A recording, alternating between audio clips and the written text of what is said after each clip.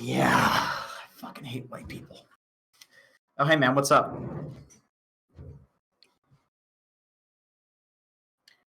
Oh, I was just yawning. People yawn, man.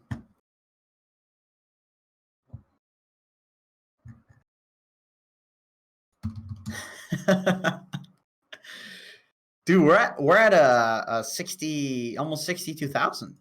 We're doing good. This is good stuff. We're at 100,000. Hey, man, we just got an email, dude. You know, we get the occasional email. Can't complain. Let me tell you, man. I didn't get these emails when I was just Jenkins or when I was on Leviathan. These we're getting a way more frequency. Like it's scaling, you know. It's like these. You're welcome. Popularity. Yeah, sure. Whatever, dude. All right, dude. I'm going to fucking Game Elite. Fuck this, man. Where's Ivan at?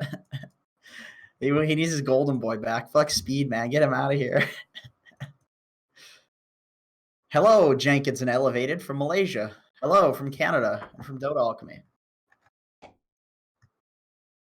Donnie?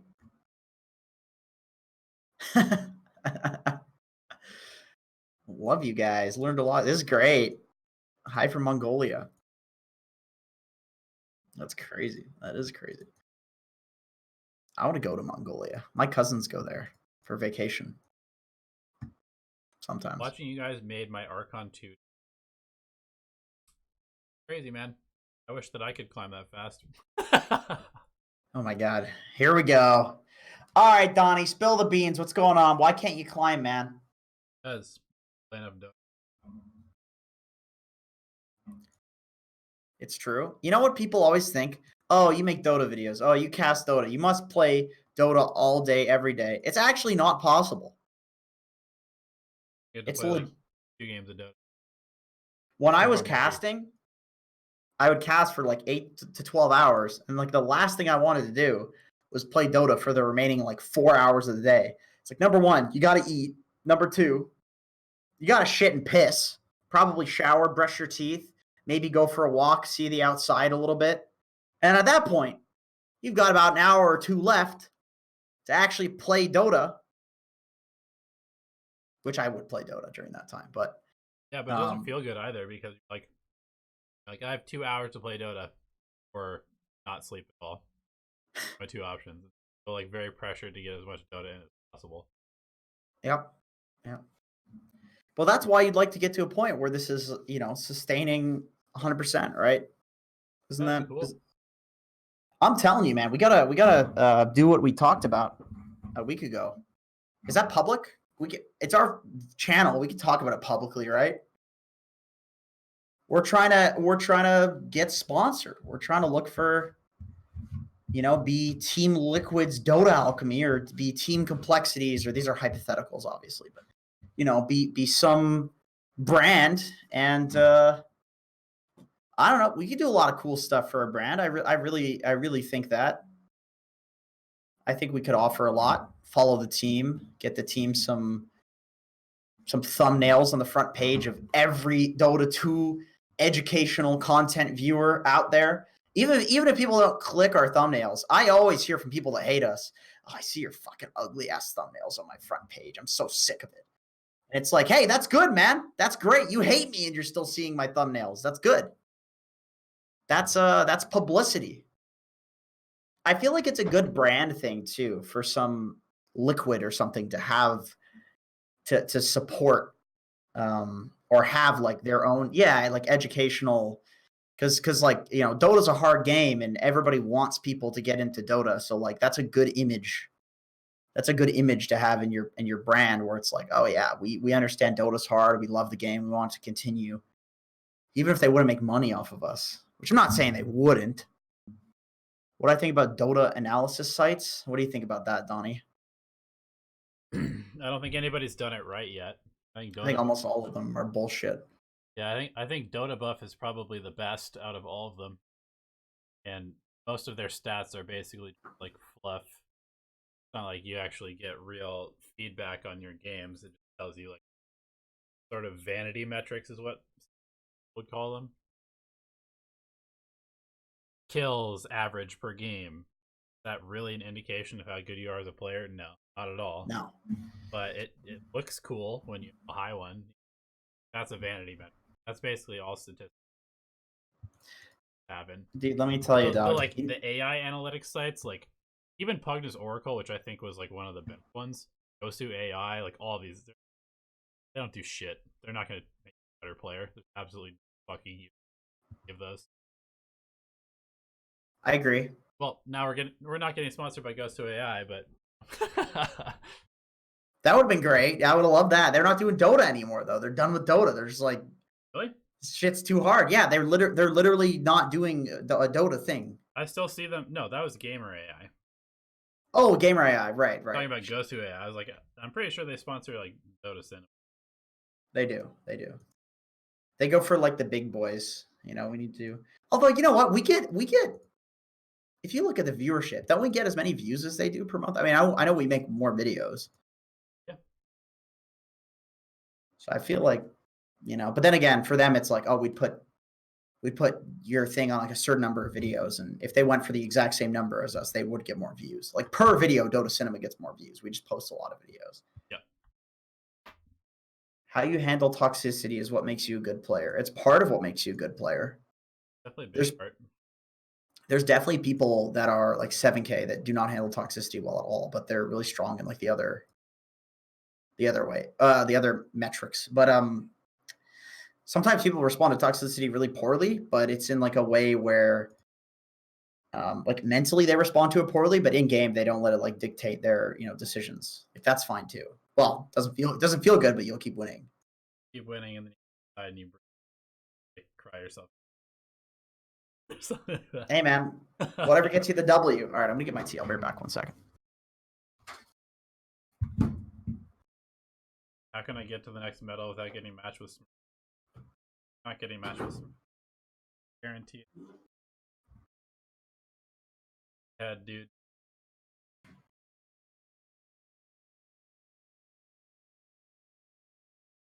Doing for a ranked match, who should I pick? Whoever you fucking like.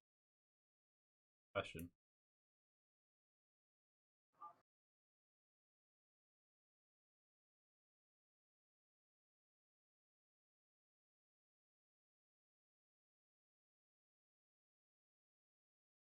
What position? Last year. Whatever heroes you like to play off lane. These questions, man. Stop fucking asking what heroes are good in the meta. Say what you like. Meta doesn't fucking matter. So you're like 6K. It does not matter. Just play the heroes that you want to play.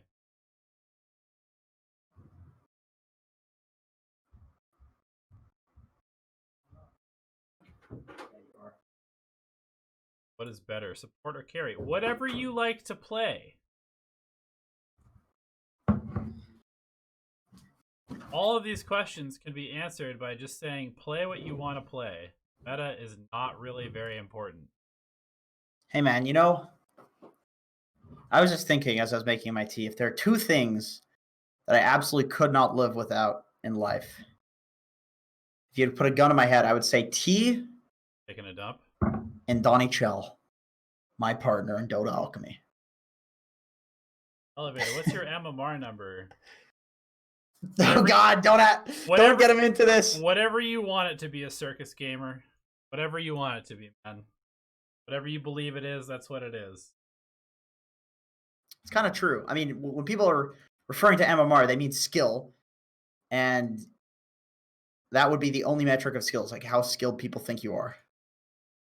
The only one that you can actually like quantify. Because how good you actually are, there's like no metric to quantify that. Because you could be really good and just not have played Dota in 10 years. Yeah. And your MMR would still be, 10 years ago. But like that is not how good you actually are. It's a weird thing. It's like the question of who are you as a person? Like what is your personality? And it's like, okay, is it what people think of you? Is it what you think of you? Like you're biased, they're biased, everybody has their own biases. So is it just something that, like, the real answer to that, is it just something that is impossible to quantify? Is it just something that's like Just ethereal. You entity can't. that's defined by too many different Right. But like a societies. definition is there. A definition is out there. It's just so complicated that you just can't quantify it in a lifetime. You know? Huh? Turn up your mic a little bit. Nope, I can't. Okay. I might be able. We can start if you would like. Plenty of questions. Hot topics. Hot off the presses. Oh yeah, definitely. Pumping up my microphone. How's that? Is that any better? Probably not. Does it sound different to me? I don't know. Does it sound different to you? No. It sounds a little bit louder, but I don't know. Could be placebo. Sounds good to me. I don't know. Cool. You guys should make like hero guides. Funny thing about that is we've been making hero guides for the last 2.5 years. Nobody clicks them. Nobody knows that they exist. Actually, that's the problem. We have a few. Like our Lifestealer one has like 170,000 subscribers, like that. So it's up there. That's good. That's a weird hero. Because it's been super popular for the last like forever. But it's like neither of our signature heroes. Yeah. But I guess when people are clicking hero guides, they actually just want to know like what the average person is doing on it. Yeah. You know, the Radiance Midas rated bullshit. Yeah. Yep. Sometimes armlet. Lots of the time you just go for an AC. Situationally blink dagger, abyssal blade, all sorts of stuff like that. From a scale of 1 to 10, how does losing streaks affect your life and mood? 10.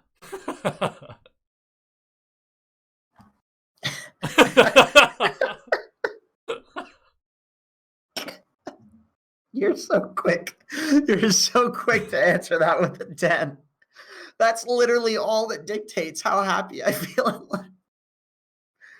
Oh, it's so sad. It's so sad. It's like I have all of these things that are hard, man. Like I'm trying to immigrate with my girlfriend to Canada, so fucking finances are tight. You know, I've gotten some really awful family news lately, and how I respond to this shit is dictated entirely by my Dota wins. Like actually, like I'll see all of these things and be like, "Oh, that's just life. We'll get through it. We'll deal with it." Fucking PMA if I'm winning. If I'm losing, it's like, what's the fucking point of it all? I'm just gonna, walk in front of a fucking car or just drop dead of cancer. Like, you just die. Then nothing happens. Nothing happens after that. You're all of these things. Like, it can all be negative. That's the problem. That's the problem, in my opinion. The problem is that life is innately neutral. Like, I've had this belief. Okay, I've had this belief. Everybody says, like, okay, how does something come from nothing, right? My belief, as in life, proverbially in some scientific way, with matter, everything is equal. We're all just an equation that equals zero. There still is nothing. We are just the execution of nothing, right? Consider an equation. You take an equation and it equals zero. The equation is still something, right? It's just something that equals zero. So basically what I'm saying is that I believe physically all the energy in the universe, there's an equal amount of positive energy and negative energy, and everything is inherently neutral. And that's why the way that you view it just depends. It's literally just like a neutral world out there, and you can just view it positively or negatively. It just depends on what your perspective is. If you like negativity and if you like positive energy and negative energy, everything's 100% positive for you, right? If you can spin some negative things to be positive and spin most positive things to be positive, everything's golden, right? We're all fucking good if you could just look at most things as positive, because then it'll just make all the negative shit not seem like it's that big of a deal. This is like a totally unscientific, feeling-based argument that I'm saying. I'm saying that there's not, though. I'm saying that there's some structure out there that I believe you could apply to this, because from a mathematical standpoint, from the math background that I have, knowing about, fields of numbers and sets of numbers and infinities, it makes sense to me, like, intuitively. It's just purely anecdote, though. Like, it's just, I have this feeling. I have this feeling that it's true, but it's like I'm not saying it in like a religious way. It is kind of spiritual in the sense that like it's a feeling, but I'm saying that there's a scientific structure you can apply to this. That's at least my feeling. I like to think in that sort of way. I don't fucking know why. What's wrong with me? I like ayahuasca tea that you're. No, I wish it was. No, I mean I completely. I think that. I don't know if I would say that everything. I just in general, I think that all of nature is intended to be balanced. There's an inherent balance that's supposed to be kept, exactly. That's what I'm saying. Like sometimes nature sometimes it swings positive, sometimes negative, but it's like when you take those like pendulums, eventually gonna come to a stop at balance. Yeah. That's what I'm saying. Like, I mean, in every field, like biology, physics, mathematics, like I think that there's a balance. It's like Ember says, balance in all things. I believe that is true. I absolutely believe that is true. They're telling you to raise mic. I don't know. Maybe it's because I'm screaming here. Somebody said I change my life philosophy every week. That's the problem. That's what I'm saying. Is it depends on if I'm winning or it depends. It's not even just Dota. It's like how my day-to-day life is going. Like if I had a bad day, my entire life philosophy is just on the negative side of things. If I had a good day-to-day life, my entire life philosophy is on the positive side of things, which I think makes sense because psychologically we are creatures of like the moment. You know what I mean? We are animals after all.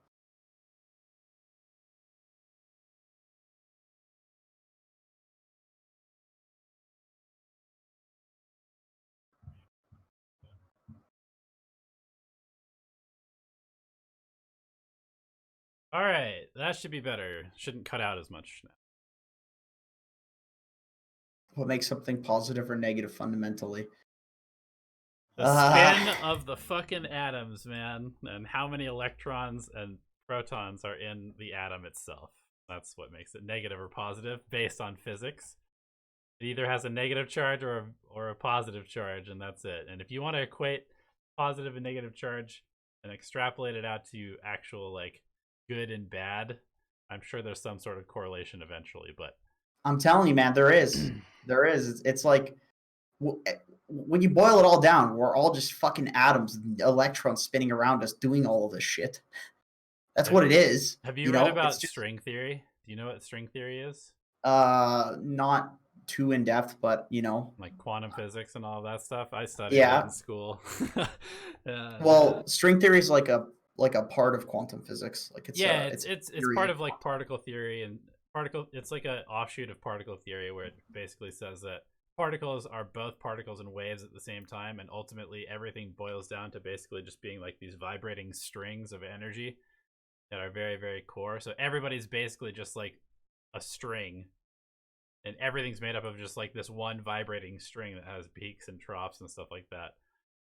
And like a peak is just it's kind of like the balance thing. Like if you had a string that was completely straight, it would be inert. But because the universe is not inert, you have these peaks, which are spikes of energy, and then you have these troughs, which are like no energy or lack of energy, voids. And See, man, like whenever it comes to a theory like that, I always have so many questions, and then it always seems to boil down to like we don't know, and nobody understands it, and that's always makes me feel like, well, what the fuck is the point of it then? But I was reading a lot into this because I didn't get it, and it really pissed me off that I didn't get it. But what's that? So there's that dude Bohr. He made like Niels Bohr. He made the that like figure or whatever of like atoms and molecules and whatever. And he was a big like proponent and quantum physics being an actual thing. And then Einstein was like, no, that doesn't like correlate with relativity, general relativity, which is definitely a thing. And I read up on like the actual process that happened through the different mathematicians and like physicists, where they essentially proved that I think it was quantum entanglement that Einstein didn't think was possible, and Einstein plus like I think Einstein, Rosen, and then one other guy. Nobody cares about the other guys, just Einstein. They wrote this paper essentially being like, okay, this can't possibly be a thing because of these reasons. Like, And then somebody in, I think it was John Stuart Bell, like an Irish physicist, made a test that you could run to see what was true between like the two options that Einstein and these other dickheads. They essentially were like, okay, it has to be one of these two things. Either quantum entanglement does exist, or there are these like hidden variables. And then this guy came up with a test to prove that hidden variables can't exist, and therefore quantum entanglement is indeed a thing. There's an actual communication that exists between particles. And but the moral of the story, the thing that I found interesting, is just the fact that through trying to disprove it, this string of like physicists essentially proved that something that we don't understand and that can't possibly be true is true.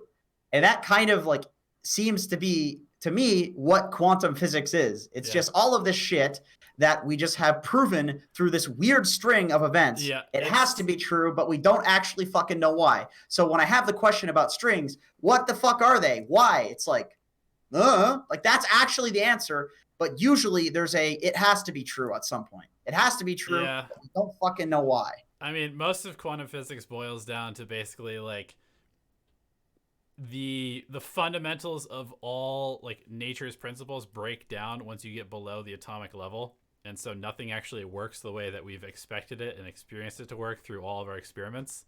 And things work actually like the opposite of that at that point. And it's mostly just like theoretical stuff. They're like, well, it's too small for this to work the way it normally works. But the thing is, they run tests and all the theories like prove to be true evidentially. Is that what they say? I think that's what they say.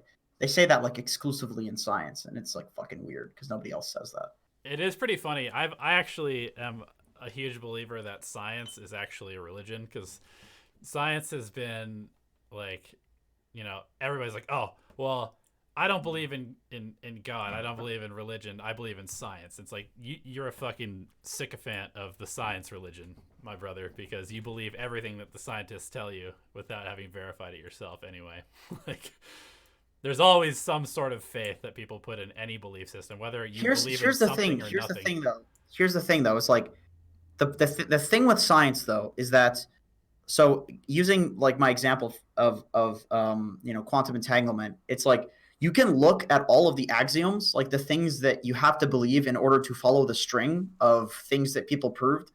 And you can look at all the axioms and intellectually very easily be like, I believe all of these. Like just looking at the physical world, you can get it. You know what I mean? And then the thing is, where the problem arises is that through each step of people proving stuff, you're like, oh, that makes sense. Oh, that makes sense. Oh, that makes sense. Oh, that makes sense. But then when you look at point where they started to the conclusion, it's like, that doesn't make sense.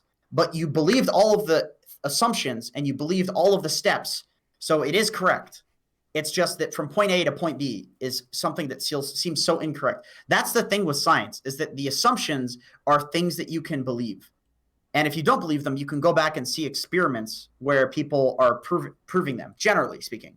You know what I mean? Like the way that I look at these theories is from like a mathematician perspective, where if you look at a proof for something in terms of like, let's say proving that there's like the 3-color theorem, which I believe it's that like, if you have a map, a world map, right, of countries, you can color each of the countries with 3 colors without any of the colors touching the border of another color of itself. Like you will not have a red. Reading chat right now. What? Oh, they're talking about like you did. Okay, let me finish this with the 3-color theorem, okay? So that theorem is proved by like fucking 18 different like sub-theorems and shit. And like 100 years of mathematics. And I don't remember where I was going with that now. Fucking derail me, Donnie. Oh, right, okay. But the thing is, you can follow each single proof and get it, but then the final conclusion is so complicated. And if you don't get something in a proof, you can read a proof for why that is true. Like for instance, something as simple as like, if you take an even number and you add 1 to it, it's an odd number. It is divisible by some number 2k plus 1, where k is any integer. Like you can look at that. If you don't get that, you can look at the proof for that. And if you don't get something proving that, you can always boil it down. You can just keep boiling it down to this big tree of things that are true. And that's the way that I see science, except with experiments. All right, you want to get into the episode? Yeah, let's do it. 25 minutes in. I just need to timestamp this so people can actually listen to the Alchemy Answers portion if they want to. This is what happens when we haven't talked in like a weekend. Yeah. Jesus Christ. All right. Thanks for tuning in, listening to us rant about random shit, guys. This is Alchemy Answers, episode 35, I believe. And we are going to take some questions from our patrons. Yeah. Okay. Hello, everybody. Welcome. We were just talking about like string theory and mathematics and shit. And yeah, you probably want to skip past that if you probably want to skip past that. So Vasilios asks, if you had a friend who never played Dota and wanted to get into it, what is a methodical way that you would show them for figuring out what their favorite role is? Would you play unranked in each role? I feel like there's so much variance in the experience of each role when you split it by hero, lane, teammate / outcome. I don't think you should even think about roles, personally. I was going to say, I agree with that. You should just play some bot games and put them on a hero that you think will be fun for them and just let them explore Dota. Like, remember what it was like to learn a video game for the first time back in the day, where you, like, I don't know, you just pressed buttons. You're like, oh, what does this do? And then stuff happened. And then that's how the learning experience of a video game should be. There should be no, like, people... That's one of the biggest problems with Dota, I think, is like there's no neutral learning environment outside of bots. You just like you're put in a game and everybody's taking it super seriously, even though it's unranked, and people are fucking flaming you, and there's smurfs on your team, there's smurfs on the other team, you're getting bodied, you have no idea what's going on. People are very, very serious about it because somebody other than them is making millions of dollars playing this game, and so they expect you to be good even though it's your first time. And so I think that Dota needs to be experienced in a very sort of like childlike way, innocent way. Otherwise, you're never going to get into it, and you're not going to have any fun. I agree with you that I think Dota lacks that, and that's why I find it impressive that Dota is so consistently popular despite that. Yeah. I was reading up on, like, I follow a lot of channels of, like, game devs where they'll just do, like, interviews with these, like, legendary game devs, like people made, like, Command and Conquer and, you know, Diablo, like the original Blizzard devs. It's always so interesting, and they say that, like, in a game, there are two, like, modes that you'll experience it, two modes that are really important. Like there's the hook, where you hook somebody in with like flashy graphics with their initial response to like how it feels to actually play the game. You start with like some epic boss fighter, and it doesn't really matter if the initial experience is anything like the experience that's going to hook them into keep playing the game. Because all you need to do is just get somebody interested, and they'll keep playing and they'll keep playing, and they'll eventually discover the actual experience, which is, you know, roles and Dota and competitive and grinding MMR and getting your ranks up and people caring and taking the game seriously. Like, it's a competitive game, and that's why it's fun. It's like WoW Arena. That's why it's fun. People are competitive. It's hard. You feel like you're kicking people's asses. That's really nice. But like the initial experience is also really important, because if you don't have an initial pleasant experience, people just won't play the game. And with Dota, there is no experience that is pleasant initially. It's like, it's kind of sucks. Yeah. With that being said, though, I recall when I got into the game, what got me into the game was I was spamming Ursa and I was spamming Pudge. And I remember just getting really excited to wake up and just play Ursa and Pudge. And I had no thought process when it came to roles. I had no fucking idea what role I wanted to play. I didn't even know what roles were. I didn't care. I played Ursa, I played Pudge. And it's such an incorrect way to view the game. But look at me now. I'm super addicted to Dota. I put like $3,000 or some shit into the Steam community market, probably. You know, in terms of a game dev, you're happy that somebody like me is playing your game, because I'm putting a lot of money into it, a lot of time into it. Yep. And I think that's what you should go shoot for your friend as well, is just give them like a positive experience at the start. Just and the way that you do that is just be like, okay, play like a fun hero. The most fun part about Dota is casting spells. Okay, so what? Yeah, I was gonna say pick a hero for each attribute. What do you think was the best initial player experience for each attribute? I have my 3 already because I've been thinking about this while you're talking. Okay, you can go, and I'll look up the heroes. Okay, so I think that for strength, the best starting experience is probably Sven. It's like very straightforward. You press a button, everybody gets stunned, they take a bunch of damage. You have a passive that lets you just like kill a bunch of stuff. Then you have a button that makes you run fast, and then you have another button that makes you like Hulk out and do a fuck ton of damage. You don't really have to do anything mechanically complicated. You could literally build like any items on the hero if you're just learning. It doesn't really matter. You're gonna have fun just like cleaving people down. So I think that Sven is really good for strength. For agility, I think probably PA, just because of the simplicity of the hero as well and how satisfying it is to coup de grace people. Also the fact that like you can stealth, and I'm sure that some people will be like, oh, check this out, I'm gonna go like run around the map invisible, it's gonna be so fun. And then for int, it's got to be Zeus. It's got to be Zeus. That's my damn. I got to pick another one now. That's my int hero. I actually have different agility and strength heroes. I would say, like, maybe I'm biased here, but I really think Pudge is a fun experience. Just like using the hook and having it be kind of the correct gameplay to just run around killing people. It's pretty straightforward too. Yeah. I think that's something that people are going to feel really inclined to do when they enter into this like 5v5 kind of battle style game, is they feel like the gameplay should just be to run around killing people. So like Pudge or Spirit Breaker would really mesh well with that sort of, if somebody's coming from like an FPS game where you're just supposed to run around this arena and murder people, I think like Pudge or Spirit Breaker is going to make a lot of sense to somebody like that.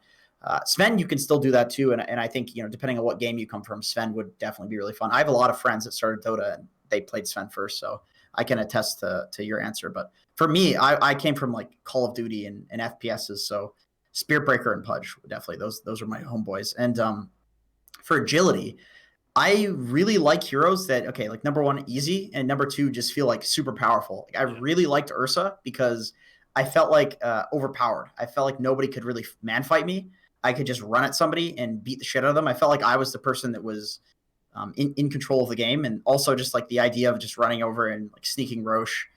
I thought that was pretty cool. Ursa was definitely a different hero at the time though, and Bounty Hunter was my other answer for agility. Is maybe people would really like the idea of running around and just like murking people with this Invis guy. Yeah, just like running around and fighting, and that's the correct thing to do on BH. Yeah, definitely. And Zeus, I feel like, is just the obvious answer because I think he's just like the best introductory hero to the entire game, to be honest. It's just like the best spell. You just run around and cast your spells on guys and do tons of damage. It's really satisfying. Yeah. It's really fun to play Zeus. And at no point in the game like can you have too few items to do damage or to control the game. Like, I really do think, yeah, Zeus is fun. Crystal Maiden, so like any of these general kind of spell casting, super basic like wizard heroes, I think make a lot of sense. But Zeus is he's just the best at doing that. Just running around, just kind of mindlessly taking fights. Yep. And owning people. Like Zeus will succeed at that. With like Lina and Crystal Maiden, you actually have to press your spells correctly. With Zeus, you just walk in, press all your shit, and people die. It's really fun. Yep. Okay. Let's see. Scroll down here because a lot of discussion in the Alchluminati, which is great. But I gotta find. Should we make another channel so people can talk and just keep the replays in one spot? And questions in one spot. What do you think? That's probably a good idea. Yeah, that's a solid idea because, you know, they're all chatting in there and working in on it. All right, the last Crusader. By the way, Vasilios, who was asking that question, he spilled the beans later on. He said it's his girlfriend that he's trying to get into playing Dota. Just to spill the beans on him. He's trying to get his. Well, in that case, I got to change my answers because you want her to play female heroes because I've just noticed that girls really like to play female heroes. It is kind of true. It is. I don't know. I guess it's something that you can relate to. Yeah, I've definitely just noticed that. Like, let me tell you, dude. Ellie watches. I'm spilling the beans on her a little bit, but dude, Ellie watches all of these fucking girl streamers, and she watches like 3K girls. She's 6K. Ellie's an immortal Dota player. I'm like, why the fuck are you watching these people? It's gonna lower your skill. And she's like, I don't know. I just like them. I feel like they're my friend. I'd be friends with them. She's like going into their sub chat and getting invited into like party queue stacks with them and fucking carrying the shit out of them. It's like, Ellie, what do you do? Why aren't you watching like Gunner or Newsham or something? Like somebody who you can actually learn from, somebody that's actually better than you. But she likes watching girls because she can relate to them. She doesn't feel so weird playing Dota as a girl. Like there's not a lot of girls that play Dota, so I get it. But it's so funny because it's like this is gonna sound dumb, but within Dota, like I don't view Ellie as a girl. I view her as like she's a 6K support player. She's fucking good. I've had her against me in pubs. It's really fucking obnoxious. I hate it. I actually wish she'd just not get in my pub. She's an annoying ass support to deal with, and that's when you know somebody's good if they're fucking pissing you off. Yep. It's awkward queuing into her because she knows I'm be really mad if she beats me. I'm just gonna be like super salty, and she'd be salty if I beat her too. So it's like this really awkward situation where it's like, oh my god, I wish we didn't get in this pub. It's great when we get on the same team though. But then the problem arises like if we lose, like I'll pick an offlane sniper or something, and she's like, "You only pick dumb heroes when you're on my team." Oh no, that's the end of the relationship right there. It's a problem, man. It's a problem. Holy shit. All right, next question. God, you're lucky Kat doesn't play Dota. I taught her Magic, and she was a huge asshole about that. Like, I gave her my much better deck, and she like crushed me with it because obviously I was playing like a shitty deck, and she was playing a good one, and she just fucking gave me shit so much, and like it was rough. She's very competitive. Ellie fucking annihilates me in Smash. It is so annoying. She actually would go to like tournaments in her city and win them. So like I played like 1,000 Smash games now because I'll play it when I'm pooping or before bed. I play a decent amount of Smash, and I feel like I'm so good when I'm playing against bots. And I'll just go against her. She just fucking like 3-stocks me. Just I'm getting comboed from like 0 to 60. Do you play Smash? I played Melee. Melee was my main. Right, so Melee it's like 64. Yeah. She'll just like Pichu combo me from like 0 to 60% HP in like one combo, and I'm just like, you're playing S tier characters, Ellie. I play fucking G tier characters. Like you're only. I get so salty, but. Yeah, in reality, she just like presses buttons really good, and it pisses me off. Anyway, the Last Crusader says, "What are the best meta carry players, heroes to play right now?" I'm pretty much solely a position 1 player, and it's kind of hard for me to see the really good carry heroes this patch. I'm ending up playing mostly just my mains like Jug, PA, Drow, Void, CK, even though I don't think they are really good in this meta. So you're asking what the top carries are. Yeah. Then I made a video about that like the next day. So okay. Kind of been answered in that video, but you can go ahead and give your opinion on what you think the best carries are, since I already have basically. Okay. Let me look at the heroes. Obvious choice is Sven. That hero's ridiculous. Number 1. Sven is number 1. Main reason I think is my personal opinion on Sven is that he has these like two different play styles that you can play him in. Playstyle number 1, you can go for like a no blink build and just go completely raw damage, and you're this like hyper late game absolutely beast of a carry. You have to ignore your team for a long time and be really selective about when you fight.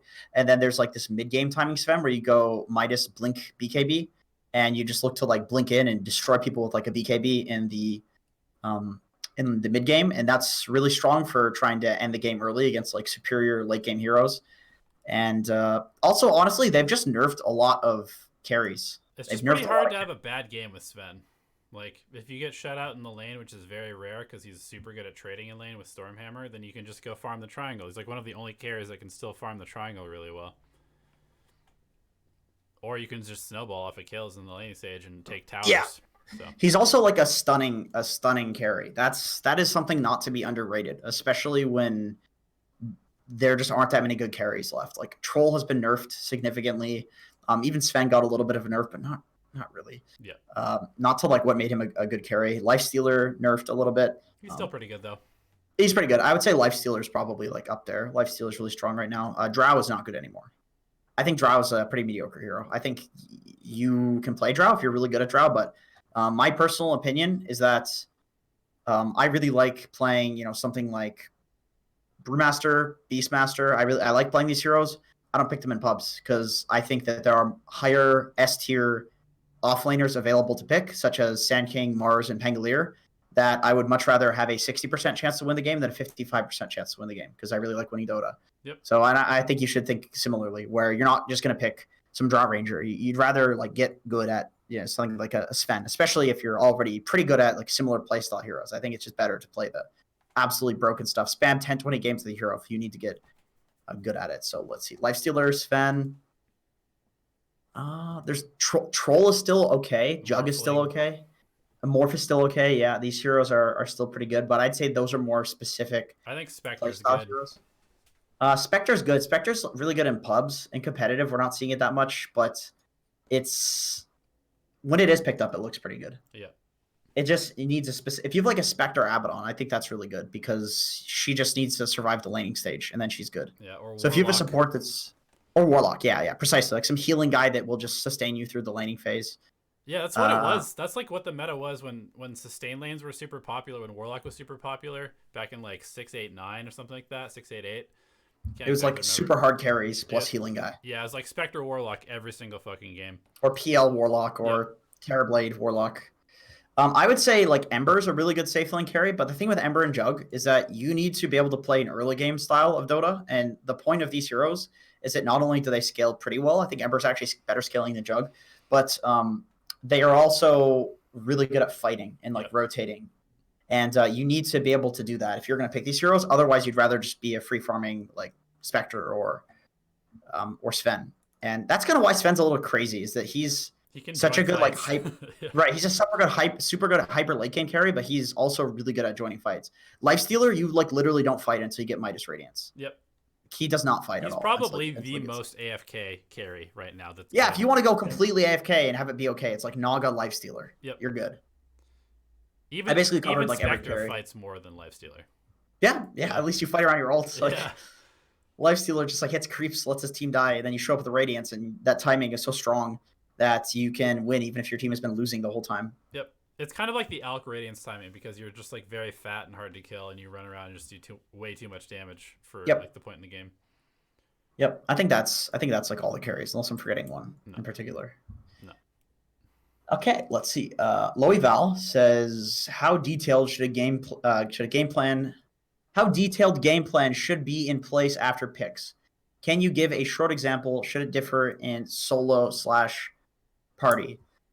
This is like a difficult question, and I'm always back and forth about things. So I'll just give you what my current opinion is on the game, and take it with a grain of salt, because like I said, I'm definitely back and forth when it comes to ideas. But I can say that I just went on a 19 win streak in solo queue, and I'm almost 7K again, up from like 6K. So I do feel like my idea on this is pretty good, especially because this is the thing that I have been working on that I think has been gaining MMRs, essentially like where my hero is going on the map and just what I should do.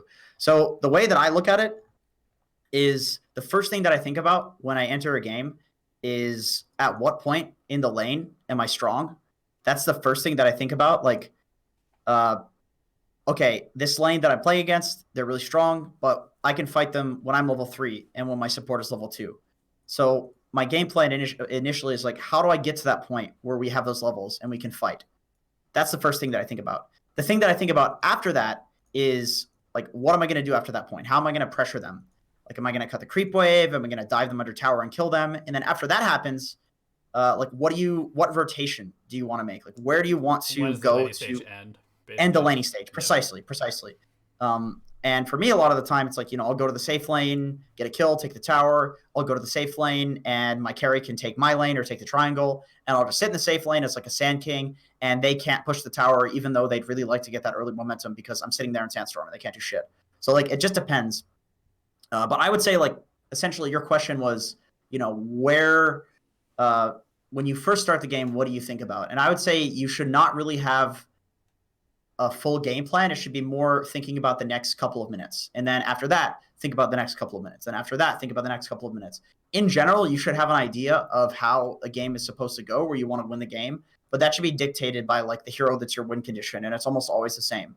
Like, what Medusa wants to do every game is almost always the same. What Jug wants to do every game is almost always the same. Like, you're going to have a lineup where it's like, oh, we have good team fight. We just take a fight, push high ground at some point. Like, what items do we need to take that fight? It's going to be based on the heroes, and it's going to be the exact same thing in every game. So it's not really something you need to plan. It's just like, you look at your heroes, be like, we have a Medusa. Okay, she gets a match. When she gets a Manta style plus like level 20, we just run at the enemy team behind our Medusa and we win. Yeah, I think the two things that I would just add to that are basically, like, number one, you should have, like you said, an idea of how you actually win the game. If you don't have an idea of how you actually win the game, then you probably have a terrible draft. But, like, you need to have some idea of how you win the game, but you don't need to plan out every single step to get there. You need to have that, like, final idea, but then you also need to basically just have a plan going into the laning stage, which I think you described perfectly, which is like, when am I strong? Can I pressure? That kind of stuff. That's super important, and that's all you should really think about initially. And then from there, the rest of your plan kind of forks off in two directions. Did the laning stage go well? If yes, then here's my options. If the laning stage went poorly, then here's my options. Because you can't just do the same thing if you're behind as you would if you're ahead, right? It's very important to change your play style if you're behind versus when you're ahead. Yep.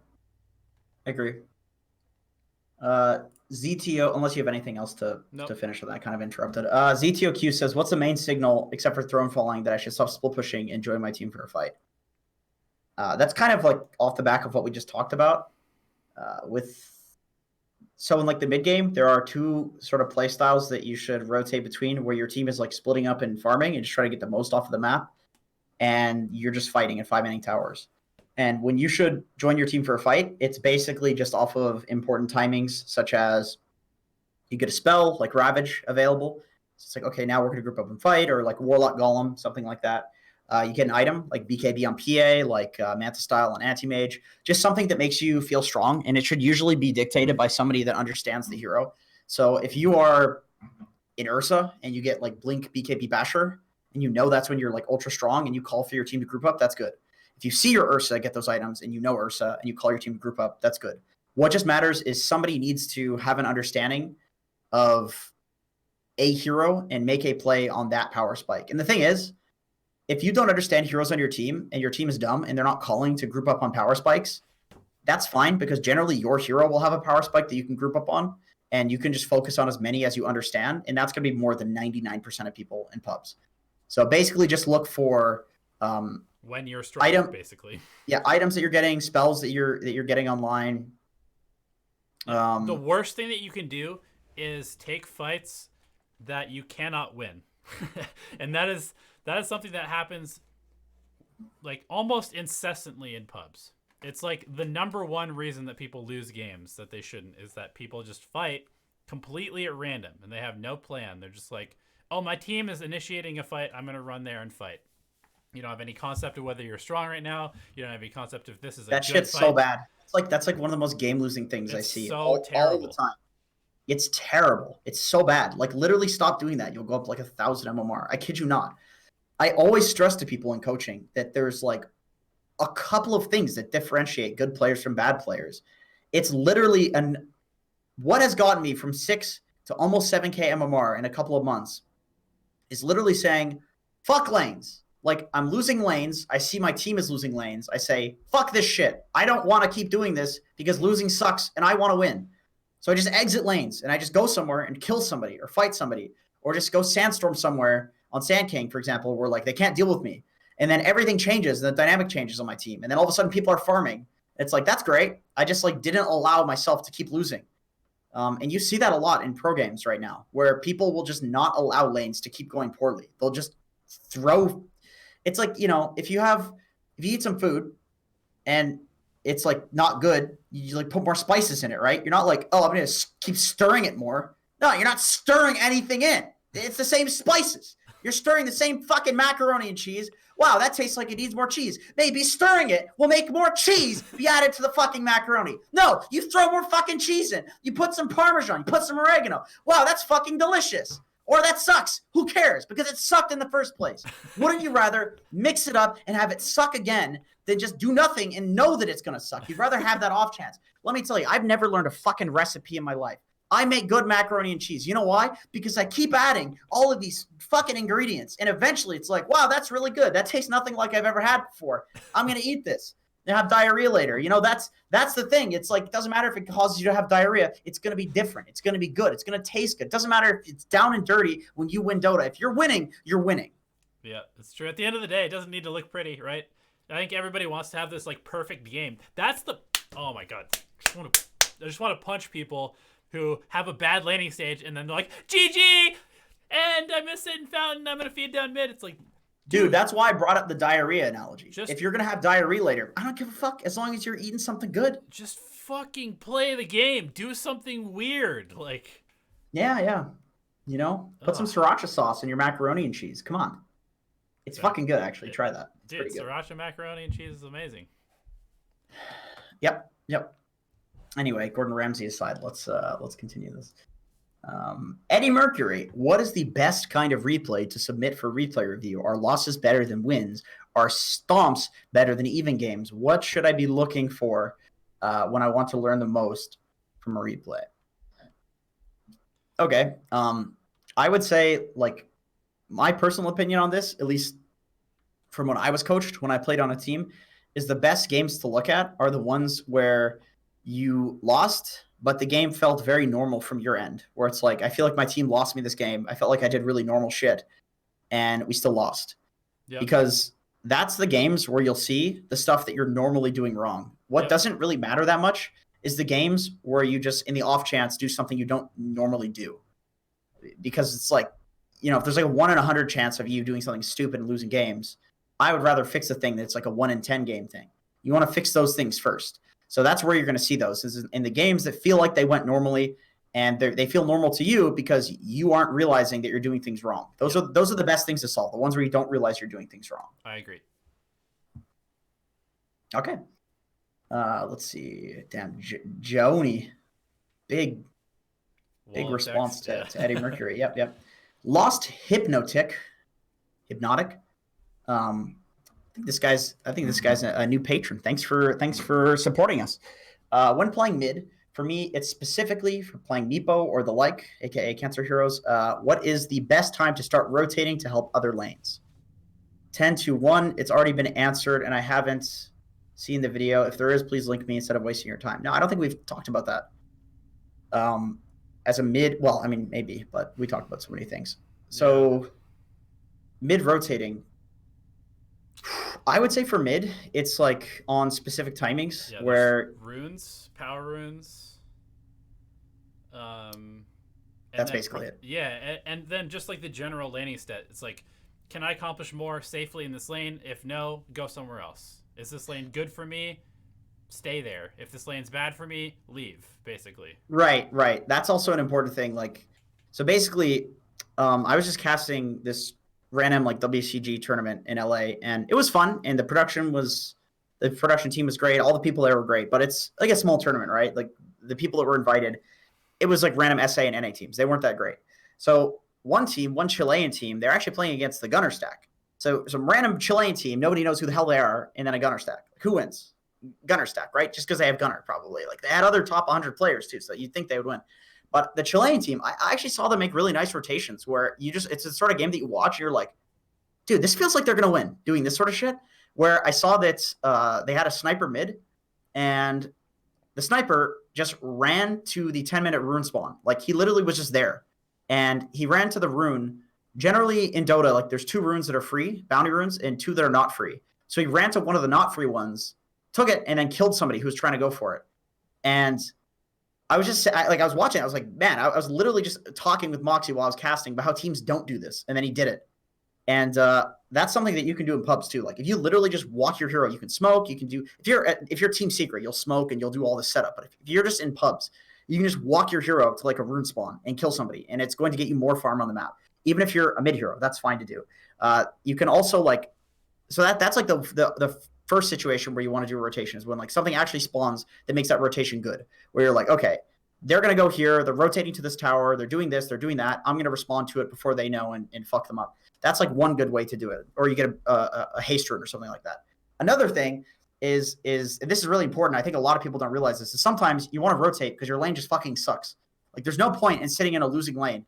Sometimes it's better to just push the lane out and then go rotate and kill somebody. Sometimes you can't kill anybody, and that's when you want to just push the lane out and go jungle. But a lot of the time, like, the best option in the game is to just push the lane out and then go kill a lane where the heroes are just weak in that lane. Give your like carry Jug a free kill and a free lane, and then you just go jungle, or you go back mid, push the lane out, kill somebody again. That's basically like the more important option, I would say, because I see a lot of people just sit in a losing lane and they don't they just don't do anything about it. Sorry, I was just catching a fly with my bare hands and killing it. That's pretty legit. That's all I have. That's all I have for that one. That's good. Okay. Sorry, Newsham was fucking Steam calling me. It's so loud and obnoxious. Code Rat says, when position 5 pulls, is it better for the carry to tank the creeps under tower or try to move them between the tier 1 and tier 2? Usually dragging them in between tower loses the range creep, which is annoying, but add more delay to the wave. Pull it under tower. I don't really see carries do anything other than that, because the lane's going to push out to an equilibrium anyway if you do a pull through, or if you get like the right camp or right click the creeps to deny them, or A click the creeps. I would say pulling them between the tier 1 and tier 2 is almost always unnecessary and just puts the carry like really far away from the next creep wave and really far away from helping at the pull. It just doesn't make any sense to me. Yeah, being in between your 2 towers is not a good place to be, just because like you can get bullied away from ever getting back to your tower. Like if the lane is strong enough for them to push it into you, you may end up just missing creep wave after creep wave because you can't even get back to your tower safely. So I think just sitting under tower and like if they get aggressive on you, just weaving through those trees, it's set up in a very advantageous way for you to be able to get last sets and not die under your own tower. Jason Newstram says, "What is my favorite PUD hero?" Definitely Pudge. PUD. Anyway, yeah. Justin Ash says, "As ward denies are worth a lot nowadays, should we risk warding on typical warding positions or just ward for detection to know enemies are moving around the map in terms of defending? How about when we were going for offense? Happy Eid Mubarak for those who are watching Alchemy Answer." I think that's the end of the month of fasting. Yeah, Eid Mubarak. I don't know. I can barely pronounce my own name, but I think I might be wrong, but that's how I would say it. I think that's the end of fasting. Yeah, happy that. You guys are probably all fucking eating, just dig it in today. That's good shit. That's good shit. Okay, so I would say, like, in general, even before, the fact that they're worth so much gold to the enemy team is so minimal. It's like Bitcoin going from like being worth $8,000 to 8,100. It's not really that much, like in the grand scheme of things. That thing is, maybe that's not maybe 8,000 to like 8,010, something like that.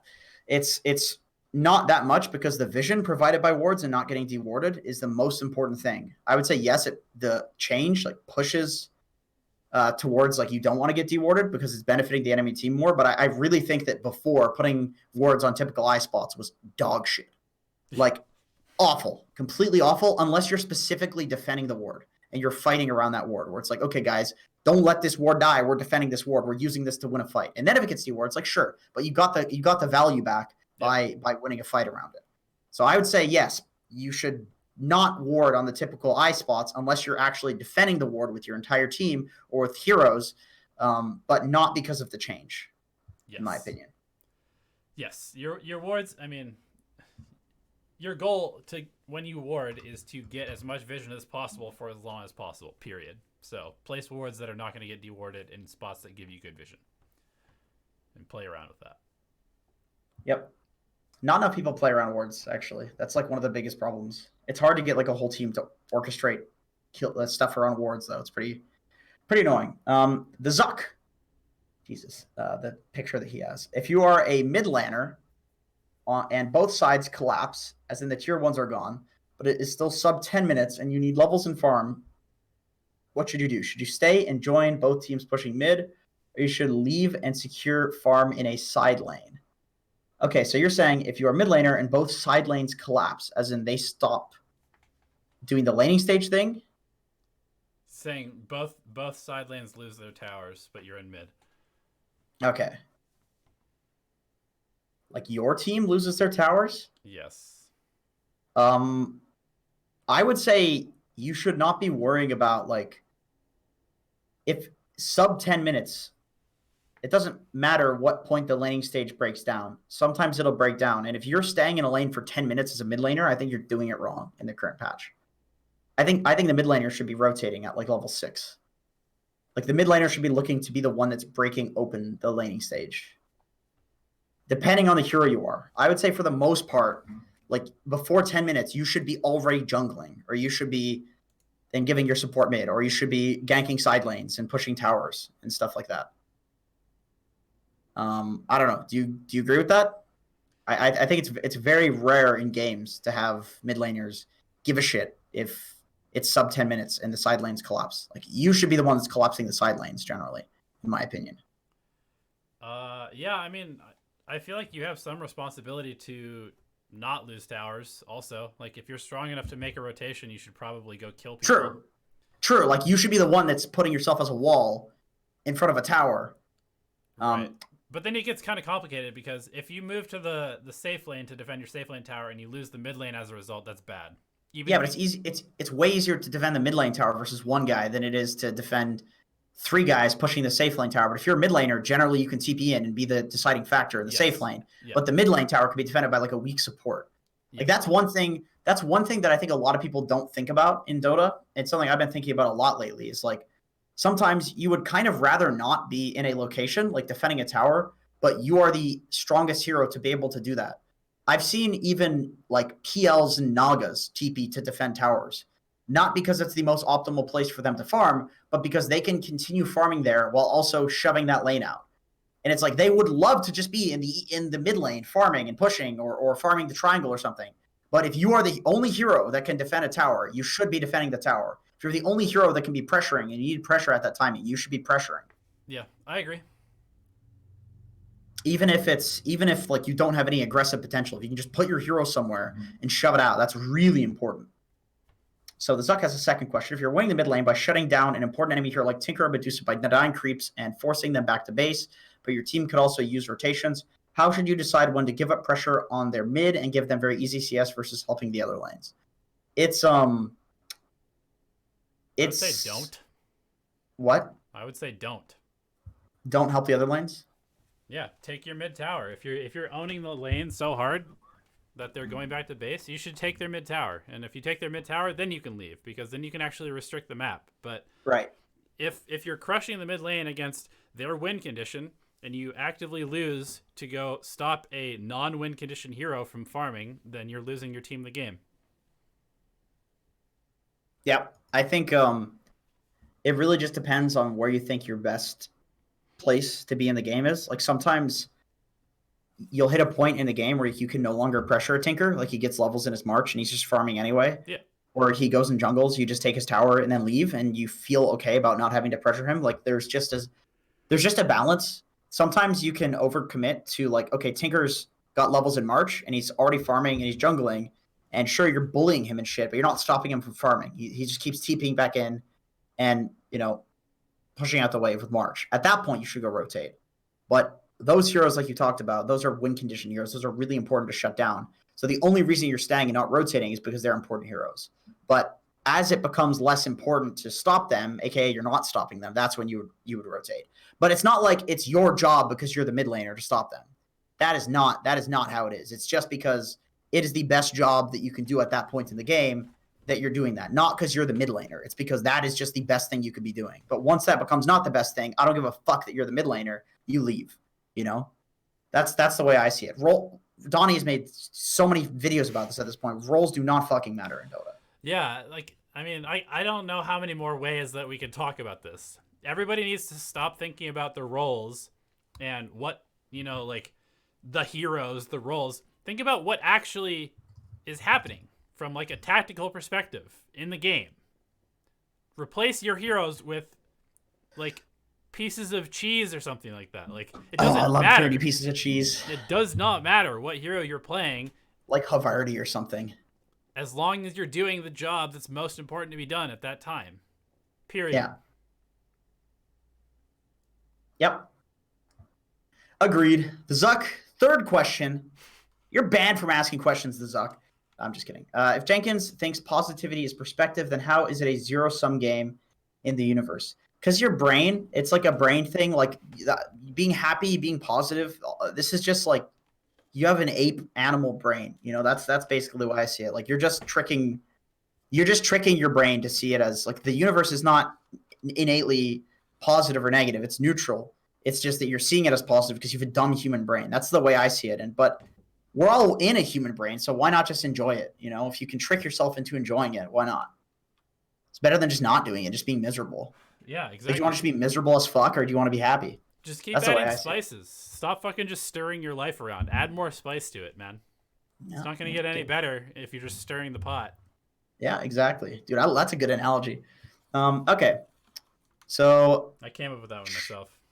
Yeah, that's a good one. You should patent that. Charlie Kulkzik 42 says, could you guys explain suiciding under tower? How is it beneficial if it gives 150 gold each?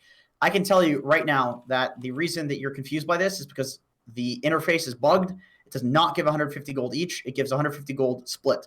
So when you do the math that way, it's very beneficial to suicide under tier 2 tower. The problem is now the window is 30 seconds, I believe. You can't get hit by somebody, otherwise it'll give them the kill.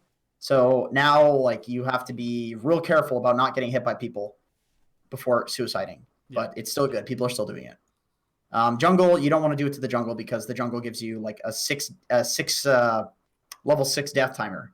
They literally added that because people were killing themselves to jungle and coming back to lane. Yep. And it was too good. So yeah, because of the longer respawn for jungle, you get it. So literally, I think all you need to know is it's not 150 gold each. It's 150 gold split. Yep. That's it. All right, that's it. We're done with questions. Cool. Should we take this last one by Nusham real quick? Sure. Says, how do you win a 1v1 lane as Lone Druid versus Darkseer in a safe lane if the hard camp is blocked and the Darkseer is Universe Dota? You would rotate the fuck out of that lane and just zero lane him. Just let him literally lane completely alone because Universe is literally impossible to lane against because he's the best player on the planet. So do you guys offer free coaching? Yes. Contact Donnie for that. He does free coaching all day, every day. Add him on Discord. I was going to say that you should just pay one of Universe's neighbors to go unplug his internet. And that's another way. That's a good response too. That's like the thing is that's like an upcoming meta strat. That's something that like top teams are doing right now, but I wouldn't say like that's not trickled down into pubs yet. Yeah, it's maybe like tier 2 scene, people are thinking about it, but they're still not executing. It's the IRL DDoS. It's not the real DDoS. Why do our questions get ignored? Is it because we are not Nusham? Yes. I mean, I guess we can do a speed round for chat because they've been. I got Marco's question. That was a question. All right, speed round. Go. Put your questions in chat. You got 3 minutes total. So we're gonna sit here for 3 minutes. What are the best support? No, we start answering. We're starting now. Okay, got you. What are the best supports to rank up in this meta? Warlock, Winter Wyvern, the end. Shadow Shaman. How long it took Jenkins and Elevated to reach Immortal? Forever. A few years, but I've been up and down within Immortal. Biceps. What's up with the Bloodlust first on Ogre? You punch people in the face and you trade with them better. I don't think Bloodlust first is good. Jenkins, your random intros in the videos are best. Please don't stop. I'm going to stop because you said that. Pango Pose 4 opinions. Yes, Crit does it. Yeah, it's good, but it's just dog shit in the laning stage. Like, you have to, try your best to contribute and then own when you get the ults. How to boost rank 4K to 5K or 6K, please, Master. I mean, that's literally our entire channel. It's just videos on that. Yeah, so why don't you go ahead and, click that subscribe button and then watch a bunch of content instead of asking stupid questions. Or you could submit your replays for a replay review session at patreon.com/Dota Alchemy every Thursday at 9 p.m. Eastern. And we can review your replays and get you from 4 to 5K within a couple of probably days. Silencer mid, any good? Probably not. No, bad hero. Hero's just not good. As a player of Dota 2, how do you all do the job to win the game? What? I mean, Pudge mid viable. Yes. I played Pudge mid the other day against like a top 10 mid. And I fucking shit on the guy. And I had a huge contribution to the game. It felt real good. Universe commended me. That's literally the apex of my Dota career. I'm not even kidding. I've never been so happy. When is it a good idea to build Mask of Madness on Sven? This is actually kind of an interesting one because I noticed at the ESL Birmingham Major that all of the Western teams go Midas Echo Saber, and all the Chinese teams go Mask of Madness S and Y. And I like the Mask of Madness S and Y a lot better, honestly. I kind of like that, but also there is one thing that you can do where you can go Mask of Madness into Echo Saber so that you still have the lifesteal from the Morbid Mask. Like, you can have this Mask of Madness for like a couple of minutes until you finish your Echo Saber, and then you go into your next item. So you can actually get both. You can disassemble your Mask of Madness into Monkey King Bar plus, or you wouldn't want Echo Saber and Satanic, which are items that you buy on Sven almost every single game. Echo Saber and Satanic. You can disassemble it into things. I can't remember what. I'm not a carry player, but it's. I'm telling you, it's Echo Saber and Satanic because I'm not disagreeing with you. I'm just not a carry player, so I don't know. I like the Mask of Madness SMY though. I feel like you're way less kiteable. Yeah, I do like that too. Secret Lab's still sponsoring? Yeah, what about that, Donnie? I mean, they're too big to actually pay us money, so. Did anybody buy chairs using our affiliate link? No. That's too bad. That's the way she goes, man. Guys, why not Radiance on other illusion heroes like CK and PL? It used to be meta on PL, but I feel like those heroes just need stats. Please post you Pudge mid video. I will do that. I'll do that tonight. Do it. That'll be my video. How do you feel about Radiance on Monkey King with Ags? That seems kind of good to me. Yeah, I think it's good. Thompson's gone Radiance on Monkey for like ever. Yeah, and then you just drop a bunch of Radiance Monkey soldiers that burn everybody. Seems like a overpowered farming. It's nice. I like it. I really like it. Cool. All right. Thanks for tuning in, guys. We'll see you on Thursday. Peace.